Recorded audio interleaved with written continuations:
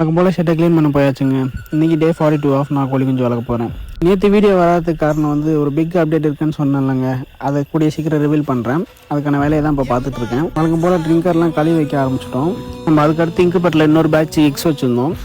அந்த எக்ஸ்லாம் வந்து இன்றைக்கி வந்து செக்கிங் டேட்டு. எக் எப்படி செக் பண்ணணுன்னா இப்படி தான் லைட்லாம் ஆஃப் பண்ணிவிட்டு கீழே லைட் அடித்து பார்த்தோன்னா நமக்கு கரு கூடி இருக்கா இல்லையான்னு தெரியும். இது வந்து 7th டே செக் பண்ணணும்.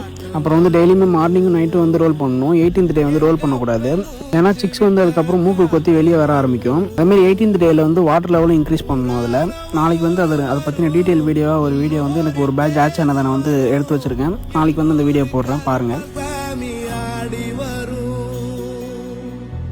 எங்கூரு கருப்பசாமியா